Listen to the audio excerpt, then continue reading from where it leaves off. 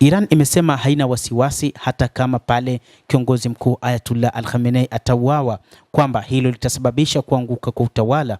Abbas Araghchi anasema Iran itaendelea kusimama na utawala na mfumo uliopo. Mfumo wetu hautegemei watu binafsi, unaungwa mkono na watu. Kwa hivyo hatuna wasiwasi hata kidogo, hata katikati ya vita hakuna kitakachoanguka, Araghchi alisema. Waziri wa mambo ya kigeni wa Iran Abbas Araghchi mnamo Jumatano alisema kwamba utawala wa Kiislamu wa Iran una utaratibu wa kuchukua nafasi ya uongozi pale ambapo kiongozi mmoja atauawa, hasa wakitaja nafasi ya kiongozi mkuu Ayatollah Al-Khamenei iwapo Marekani watamuua.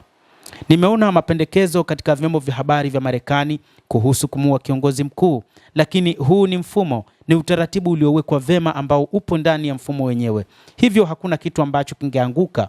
Kila mtu angebadilishwa kwa taratibu zilizowekwa, Araghchi alisema katika mahojiano na Indian Today. Mfumo wetu hutegemei mtu binafsi, unaungwa mkono na wananchi. Kwa hiyo sina wasiwasi hata kidogo, hata katikati ya vita hakuna ambacho kitaharibika na tutaweza kuendelea kujilinda, anasema Abbas Araghchi.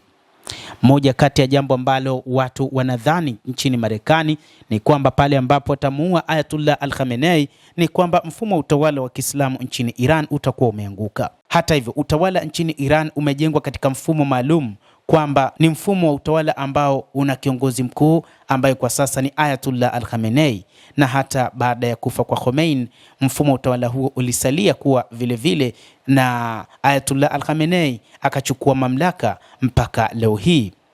Khamenei mwenyewe binafsi aliwahi kuweka wazi kwamba endapo atauawa anaamini bado mfumo upo na umeshajengwa imara, na hivyo hana wasiwasi, na kwao wanaona kifo ni jambo ambalo lipo na lina uwezekano wa kutokea kwa binadamu wowote, hasa kuzingatia imani zao za dini ya Kiislamu. Katika hatua nyingine, Hizbullah imesema itajiunga na vita ikiwa Marekani itamlenga Ayatollah Al-Khamenei. Haya yanajiri baada ya afisa wa Hizbullah kuliambia shirika la habari la AFP mapema Jumatano kwamba kundi la Hizbullah la Lebanon halitajihusisha kijeshi ikiwa Marekani itafanya mashambulizi kidogo dhidi ya Iran, lakini ikiwa watamuua Ayatollah Al-Khamenei basi kundi hilo litaingia vitani moja kwa moja.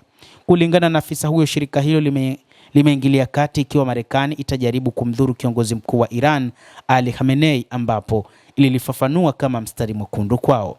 Wakati huo huo, Israel imetuma ujumbe usiokuwa moja kwa moja kwa Lebanon kwamba itaipiga Lebanon vikali, ikilenga miundombinu ya kiraia ikiwa ni pamoja na uwanja wa ndege, katika tukio ambalo Hizbullah itahusika katika vita vyovyote vya Marekani na Iran. Maafisa wawili wakuu wa Lebanon walisema Jumanne katika mahojiano na shirika la habari la Reuters. IDF ilikabiliana na pigo kubwa kupitia kundi hilo ambalo linadaiwa kuungwa mkono na Iran wakati wa vita vya mwaka 2024 na kumuua kiongozi wake Hassan Nasrallah pamoja na maelfu ya wapiganaji wake na kuharibu sehemu kubwa ya silaha zake. Lakini IDF ilishindwa kuliangamiza kabisa kundi hilo lililo kusini mwa Lebanon.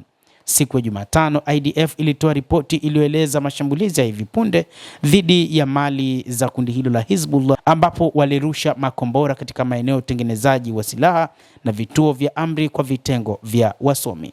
Katika muda wa miezi kadhaa iliyopita, wanajeshi wa IDF wamekuwa wakifanya kazi kusini mwa Lebanon ili kubomoa miundombinu ya kigaidi na kuzuia majaribio ya kundi la Hizbullah kushambulia tena nchi ya Israel. Kwa mujibu wa maelezo hayo mafupi, operation za IDF zilijumuisha mashambulizi dhidi ya silaha na miundombinu ya kigaidi, ikiwa ni pamoja na maeneo ya uchunguzi na kurusha risasi ambapo waliweza kudhibiti. IDF ilisema kuwa uwepo wa silaha na magaidi kusini mwa Lebanon ni ukiukwaji wa wazi wa maelewano kati ya Israel pamoja na Lebanon. Mtazamaji, endelea kutufuatilia, lakini ni kusihi usisahau kulike, kucomment, kadhalika kusubscribe channel yetu hii upate habari hizi kwa mapana kupitia The World News. Naitwa Damu Hussein.